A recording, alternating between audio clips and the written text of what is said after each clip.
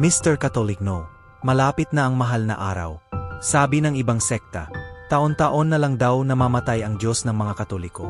Ano ang masasabi mo rito? Okay, ganto yan. Ikaw ay taon-taon nagse-celebrate ng birthday mo. Nangangahulugan ba na taon-taon ka rin isinisilang? Di ba hindi? Ikaw ay taon-taong inaalaala ang kamatayan ng iyong mga mahal sa buhay. Ibig sabihin ba nun? Taon-taon din silang namamatay? Siyempre hindi. Ganyan din sa pag-alaala natin sa pagpapasakit, pagkamatay at muling pagkabuhay ng Panginoon. Hindi nangangahulugan na siya ay taon-taon namamatay. Inaalaala lamang natin ang pagliligtas ng Panginoon. Basahin natin sa talata ng Etsodo 12:42. Nang gabing iyon sila iniligtas ni Yahweh at inilabas sa Ehipto. Kaya ang gabing iyon ay itinalaga nila sa pag-alaala sa pagliligtas sa kanila ni Yahweh. Ang pag-alaalang iyon ay patuloy nilang gagawin habang panahon.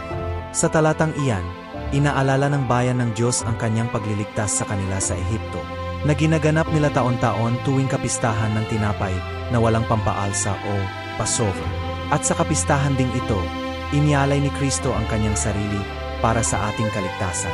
Kaya't ito'y inaalaala din natin taon-taon hanggang sa habang panahon.